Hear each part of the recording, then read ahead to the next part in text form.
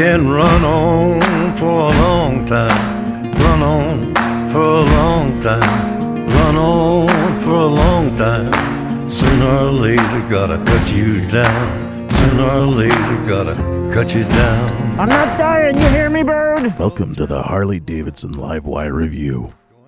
Straight up front, this bike is really, really good. In fact, it may be the new standard for electric motorcycles.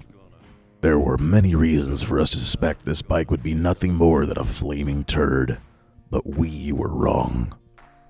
The bike isn't perfect. The bike isn't perfect, but it does a lot of stuff really, really well. The fit and finish on this bike is very high caliber. It looks good, it feels good, it rides great.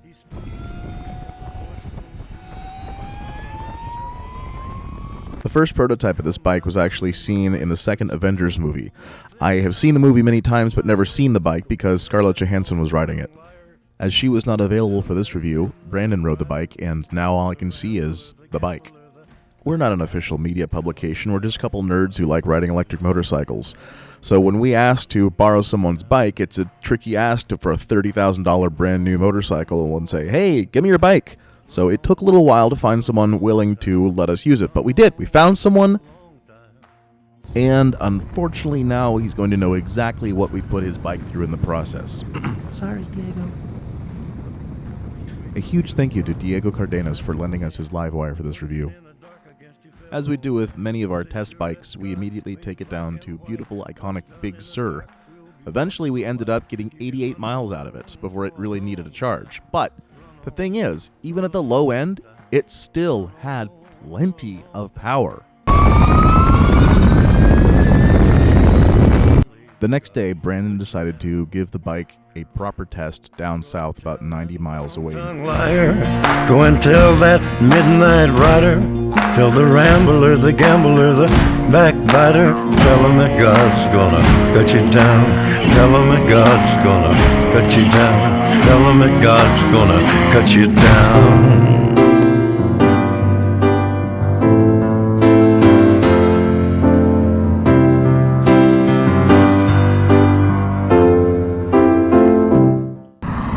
So, hey Morgan, hey everybody. It's raining. I'm just chilling here with my buddy Buster here. Yeah, decided to take a break, let my battery recoup, which is not going to. I've been pushing the bike for, just under a mile now. The road decided to take a steeper downhill grade there. I don't know, maybe another half a mile up ahead. So I might be able to hop on the bike and like go downhill. If it will re-engage, I can maybe do some regen, get a little bit extra juice. I'm about 3.5 miles from the next charging station. It's the one down in Bradley at the rest area. I hope it's on. I checked it and it was working, but it's a solar charging station and it's not sunny. We'll see. Well, Buster, say goodbye to everybody. I'm gonna have a Red Bull, get a little more energy.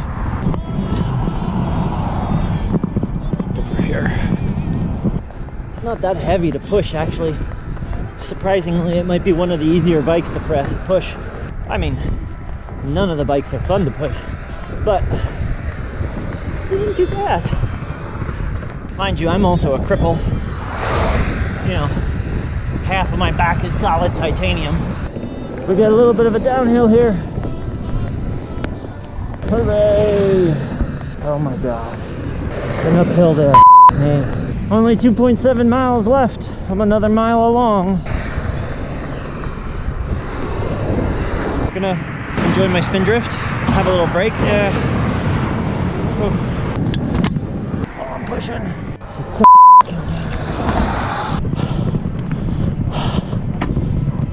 He thinks I'm gonna die. I'm not dying, you hear me, bird? I'm not dying. Oh my god. I'm gonna die. Getting the cramp. How you doing? Looks like you're having a better day than me. What happened? You ran out of juice? Yeah. No way. Came from Carmel. Yeah. I ran out of juice about, I don't know, 2.5, 3 miles ago. Damn. Yeah. I was driving this way and I saw you and I'm like, oh man. Dude, thank you so much. Like, I'm a biker too, so I don't know how you feel about leaving your bike here. I just give you a ride at the gas station and go get some doesn't gas. take gas. Oh, does it take gas? Oh, it's electric. It's electric, dude. The rest area has got like a super fast charger, Okay. and that's like a mile and a half. Actually, I can see the blue sign right there. Okay. The only safe way that I know to do it is I wrap the rope around the foot peg, Okay. and then if anything sketch happens, I just take my foot off of it. Hey, all right. I made a new friend here, Adam. This is the ChargePoint DC fast charge. It's all solar powered. On the way to the station, the bike would no longer turn on. I figured, okay, whatever. We'll get to the station, plug it in, and get everything going. Oh, by the way, this is Jack. Jack has a Tesla that's parked down there just a little way. Pulled the bike directly in front of him because I'm like, nah, bro, this is my station. As it turns out, it's not my station because it doesn't work for me right now. I think I found the first flaw. That's what the flaw looks like, not turning on. So I want to thank Jack for not running me over, and Adam for getting me here safely. Adam might be headed back up the same direction, so I might be able to get a ride in the back of the truck there. All together ready? Yeah! Thank you. You saved us. Thank you, guys. Thanks to those guys for helping. Real quick check to make sure it's stable. Yeah, shakes the whole truck. That's pretty good. Not going nowhere. The bike totally died. It looks like the 12-volt system on it was also totally dead. Figured that out because the red light on the dash wasn't on. That is generally like the 12-volt sign. The Harley and the Zeros both use 12-volt batteries in their latest bikes. The old Zeros use a DC-DC to do the 12-volt conversion. Energica has opted to stay with the DC-DC, which is why they don't die and stay dead like this bike. I decided to look around for the 12-volt battery, and I found one way underneath here. At least it's super easy to get to. That's a lithium 12-volt, 2 amp hour, 24 watt hour Harley Davidson specific battery. One of the interesting things is you can see a little bit of wear here on that wire, which it's very close to being well protected here. It could just use a little bit more sheathing, specifically on the wires on the inside, like this little bit has here. In the guts of the bike, you can see these wires, they also have a little tiny bit of chafing on them. If they were to put just a little bit more on that going up into this box here, it would probably be good. The 12-volt battery does in fact give 3 volts. This one's definitely dead. We'll top it up a little bit. That will probably give enough voltage for the contactors to close when we put the chargers in, and then our bike will be ready to go again. This doesn't bother me so much. If you run your bike out of juice and have to push it for 4 miles, turn it off. Otherwise, this is how you fix it. Oh, we got juice. Bike's alive. Dead. Alert, low charge. Oh, we got a timer. 11 hours and 40 minutes. Oh, it's going up, in fact. Okay, so about 12 hours. Yep. See you at noon tomorrow. Woo! And that's how you resuscitate a live wire. Okay, so the live wire is now fully charged with what it says is 104 miles range. We'll check where I ran out and where I started on the video. If you take a look at our station here, you can see we put in 15.65 kilowatt hours. After confirming the bike had survived, it was time to bring it back to its ancestral home.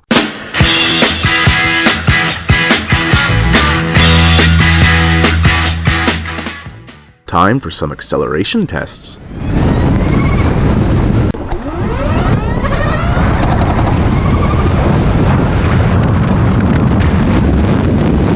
All that accelerating worked up a healthy appetite. It was time for lunch at Johnny's. That battery? All electric. I didn't hear the engine. That's why I was like, what the? How fast does it go, this thing? It caps out at 114 and it holds it. It's there really fast. Oh, so that torque. The power this thing has is amazing. And they've been working on it for about 6 years now, but they put a lot of work into it. It looks mean too. It looks It's sexy. mean. It's Yeah. got really nice fit and finish. Yeah. It's the whole package. Have a good one, man. Take the world in a loving embrace. Fire all of your guns and bullets and explode. How you guys doing? Good. How are you? Good. Good to see you, sir. Hey, bud. Good looking bike though. They did a nice job. Ones I've seen look nice. I never wanna die. Born to be wild.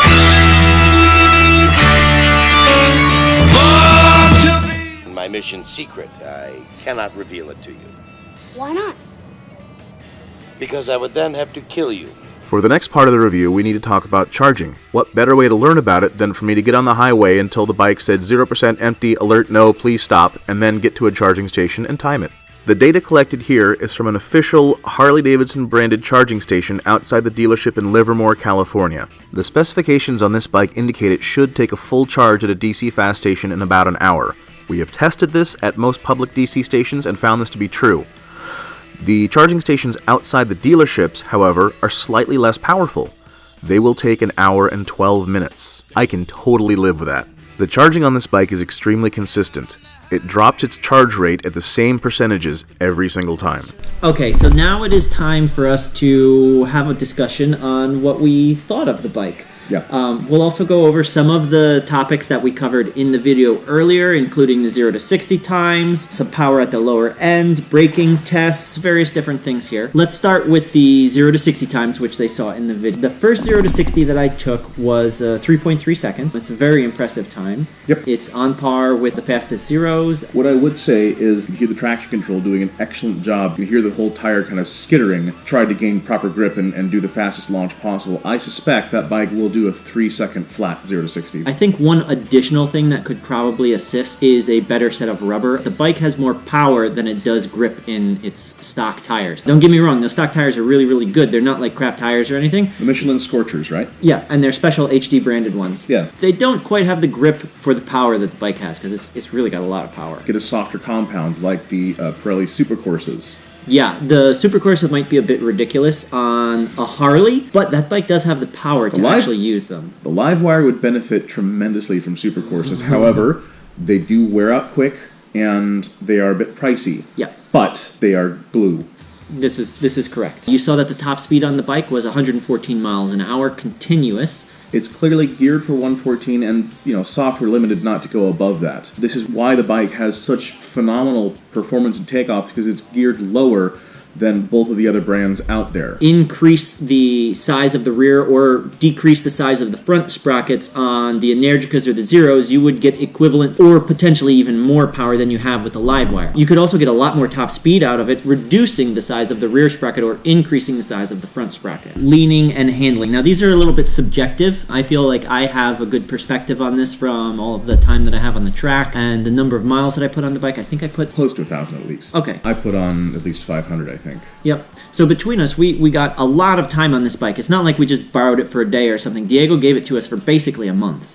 And we had a ton of time. Yes, thank you very much. We had a ton of time to get a really good feel for this bike. For me, the chassis handled very well in the corners. It felt pretty sporty. Like I was impressed with it. It did have a little bit of an understeer, which was kind of uncomfortable at times. Yeah, but that's really the only complaint that I had about the handling. The front end was a little bit loose as well. Nothing that would prevent me from riding it and nothing that would prevent me from carving the canyons with it. So, in my case, the bike is just a little bit small. At my height at 6'2", I can't find a comfortable foot position because the pegs are somewhat high on it.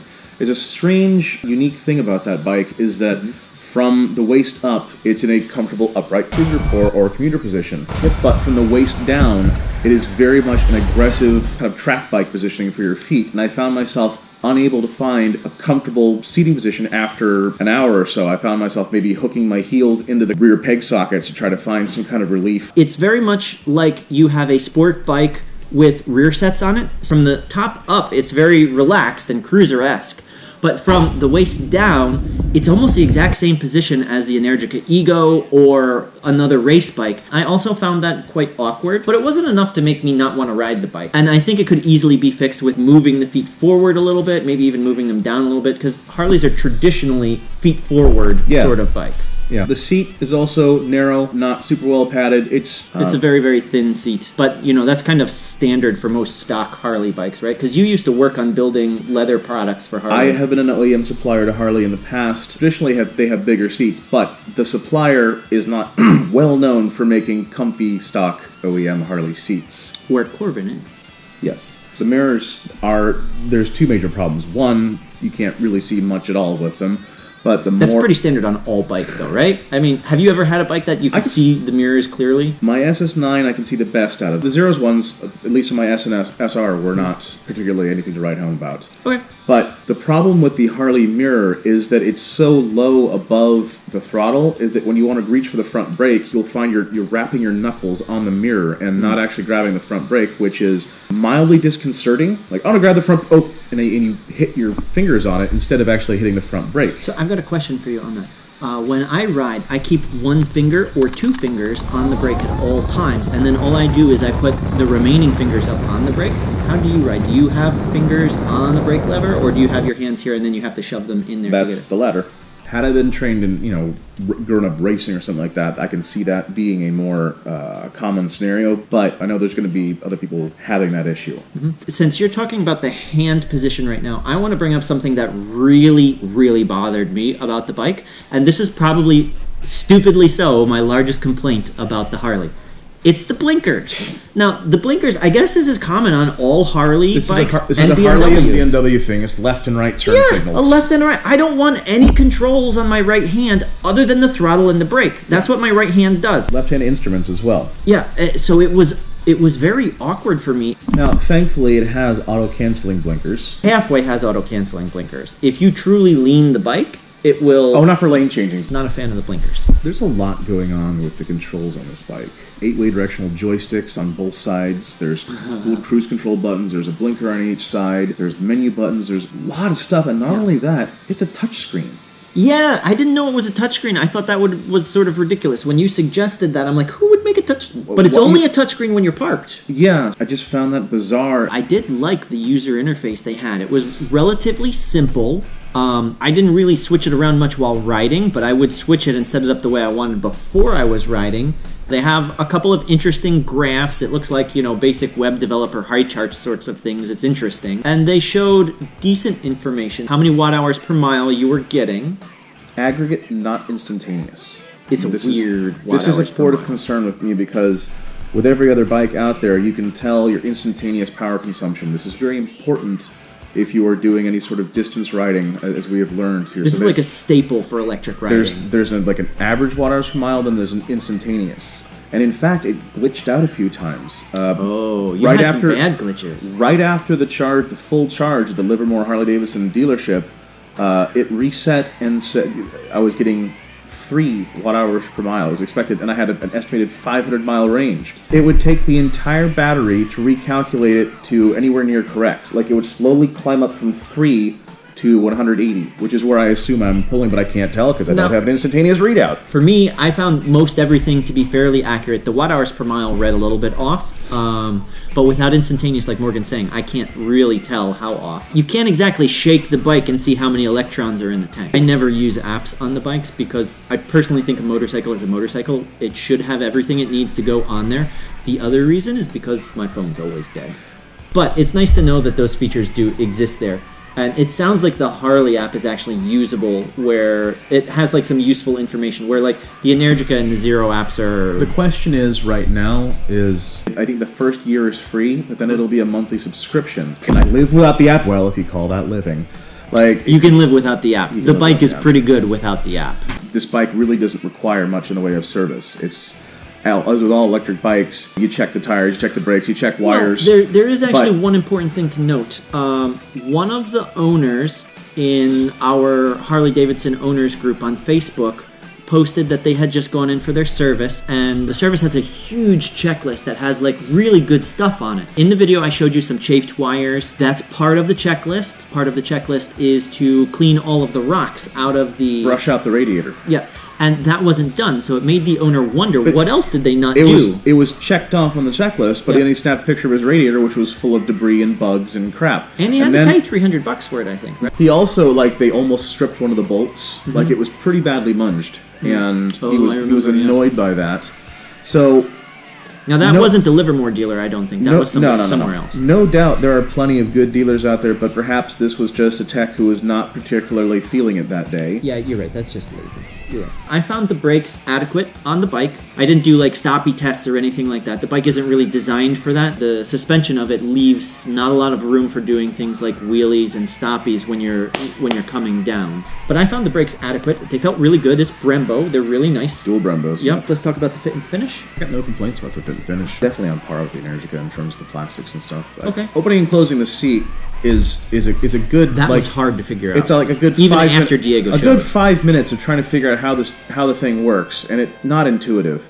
But underneath the seat is where they have a little pocket for their turbo cord, which is a adapter for their wall charger. Instead of having that pocket, they could have just beefed up the onboard charger and put a bigger one of those in there. Like it's a really because they only have a level 1 charger. no, but they could have put. They could have put a They level- could have. they could have It's put a 3 kilowatt. It's a big pocket there. They could have put a bigger charger in there. Bundling up the turbo cord sucks. I don't want to put it back. Well, it's really annoying. It is, but also, like, why carry a 1 kilowatt cable with you? If I owned a Harley, I would only DC fast charge it. Now, contrary to what most people believe, DC fast charging, if you do it right, which Harley sort of forces you to, is not going to be bad for your battery. This is a good segue into talking about the Harley's battery. It's amazing. It's a nice battery. This battery, we flogged it. I flogged it. Morgan flogged it. We did hundreds of miles of riding in single days, and the battery never overheated on us once. The battery actively cools while you ride it because of several clever things that have been done to it. From what we've learned, it actually has these 2 air scoops on the side that channel air through the core of it. I'm not sure where they exit, but I've also learned that each individual battery cell is at some point touching the battery casing, so it is getting cooling from being exposed from the casing, getting air cooling, and also it really has these quite massive fins on the side that Yeah, act they're as very impressive. I thought it was going to be a joke. that act as additional heat sinks. But the combination of the fins, every single cell touching the battery casing to get cooling, and the channels cut in so that it vents very nicely. Because and there's a top and a bottom battery, and there's channels that go between them as well. the times I would get into the triple digits in Fahrenheit for the battery temperature is after a fast charge. But then during a aggressive highway speed full drain, it would be back in double digits. Now, just to clarify for you guys, our highway speeds are between 60 and 85 miles an hour on average. Yeah. And Morgan and I tend to generally be towards the one side of it. So it was impressive that it could ride that aggressively and cool down. And cool down quite happily. When we performed the spirited riding tests in the canyons, it still didn't heat up. You can watch the time lapses and see the temperatures as I'm riding, in the canyons between 50 and 70 miles an hour. I think I That's hit the 80 on the highway once. Bottom right corner of the screen, if I recall, is the battery sensor. Yeah, that's correct. The battery temperature is bottom right. There's all sorts of nice information in that first time lapse that will give you great ideas as to this bike's range, this bike's capacities, things like that. I suggest you go through frame by frame if you're at all interested. Heated grips. It did not have heated grips. And Harley does not offer them at this time. I know some owners have been annoyed by that, and they've gone out and hacked their own 12-volt heated grips into there, despite Harley's insistence that they shouldn't. The other thing about the power, all the way down. We did a test all the way down to 0%. I didn't really lose power 2%. until 2%. Yeah. Like at 3%, I punched it and it just took off. When I was doing the battery drain test before the full charge, it was like, no turn off next 3 miles. And I went, it's like 7%, and I went, uh-oh, I'm going to have to climb this hill on the way back. And got real nervous and slowed down, and so I just went Were to you concerned that you just wouldn't have the power to climb it? Yes, I was. Well, no, I thought I'd run out of battery. I had to push. Like you did. Just as I crested the hill, it's like 0%, low charge, alert. It had been spent. Overall, it's also just a little bit small. Yeah, it's like 7/8 scale. If you are 5'10" or under, you're it under will six- be really well suited to you. Which- this may not appeal to Scandinavians, Norway. This bike may not sell well in Norway. Let's get into our tourability testing. I personally think that this bike can be toured. I think you could do probably between 500 and 800 miles in a day fairly easily if you only charged up to like 70% or so. Yes. The problem is there's absolutely no luggage on this bike at all. So anything you want to bring with you goes in your backpack. And the There's- tail is very small. tail is very small. You can't put anything on the back. There's no luggage racks at the back or the sides, and there's certainly not much room for much of a tank bag. Whatever you're going to bring in your backpack is what you will tour with. That's a very, very good point. For our riding tests, we got between 80 and 90 miles of range on the highway. 70 to 90. 70 to 90. Okay, so it's on par with the other bikes that are out there right now. The Yeah. Zeros with power tanks, the big battery Energicas will do a little bit more. So let's talk about the passengers next. If yes, put someone attractive on the back. Actually, I think Diego's taken his wife on there. Yes, he has. No, but that's when he wants an upgraded seat because I believe she needs a comfier seat. She's got back issues. Right. They want to get like one of the special space foam seats from Corbin. Go with Corbin because he is the best in the business. This is true. Morgan, how did you like it? It's a great bike. You liked it a lot, yeah? I loved it. I did not expect to love it, and I don't have any love for the motor company, so I went in with a bit of a chip on my shoulder. But there are so many things to like about this bike. It's well made. The performance is the standout thing. If you take nothing else away from this, know that this thing delivers in spades. Yes. It has such delightful performance. And we've ridden all the bikes from all the manufacturers, and this thing is unique. And that's partially due to the gearing, partially due to the powertrain. And partially due to 6 years of development. There's no way you could luck into a battery design this good. No, this is For thermal, at least. I don't know about the rest of it, the thermal aspect. clever engineering, Yep. and I'm excited to see what else they can do. I feel the same. I truly do like this bike. Lots of little teeny tiny things that you heard us complain about, but that's what they are. They are complaints. Yeah. I wouldn't say they're flaws. We're nitpicking because we're just Because we like it so much. But we want to give an honest opinion that shows Really there like are this bike. flaws. It's not perfect. There's actually one legitimate flaw that could prevent some people from buying it. Is it the charge cable? It is the charge cable. Charge cable. So when you're CCS charging, CCS is one of the DC fast charging things that Harley uses. When that charge is complete, sometimes it takes up to 2 minutes for it to release the cable. That's the other thing why I had a question mark on the Iron Butterball. Yeah. Because if you have to wait an additional 2 minutes, Every minute I'm is precious. telling you, every minute. 2 minutes, when you have 10 stops, that's 20 minutes you lose. And when you're on the edge, 20 minutes is going to put you over 24 hours. Won't release for like 2 minutes, and it's aggravating. Yeah, I was talking to one of our buddies, Redbeard, about this stuff, and I mentioned that, and I said, if I know it's going to be there and then it's going to be fairly consistent, it's not going to bother me. But he said, that is something that would actually stop him from buying the bike, because if he has to wait 2 minutes every time and wonder, is this plug going to come out or is it not going to come out this time? Yeah. That would give him some form of anxiety. Additionally, the other major problem is that sometimes the bike just decides it doesn't want to charge anymore and will just stop Yeah, charging that was in the weird. middle of the charging session. It will just say, "Nope, bike's off," and It's you have very to, inconsistent, and too. you have to restart the charging session. I plugged in at night, 46%, and I was like, "Well, in the morning I shall have a full bike and it'll be great." And I'll go out, and I came back because it had every indication that it started. I came back and it popped up, said 46%. I went, "What now?" It never actually started. I Now, don't know why. While that is an issue, it is one that you can deal with Yeah. if you really love the bike, which you might because of the power. Yeah. If you just make sure that the charging starts, at least you know that you're going to get some juice. However, the random turning off is not something you can fix. So I wouldn't use it as a bike that I need it to be at 100% in the morning no matter what. If it's at the edge of your range, don't do it because you might be late for work. Well- you remember you dropped me off at the station at night. I went back and I had stopped charging at 75%. Now, to be fair, when you have the app tells you when the bike has stopped charging, sends you a little alert on your phone. So if it's going to stop in the middle of the night and it's in your garage and you need it, you might get a little text alert that says Maybe your that's bike why is... it's important to pay for the app. Oh, boy howdy, that's a feature. The feature for making money. How did you think people responded to this bike? Dude, this is a head turner. Yep.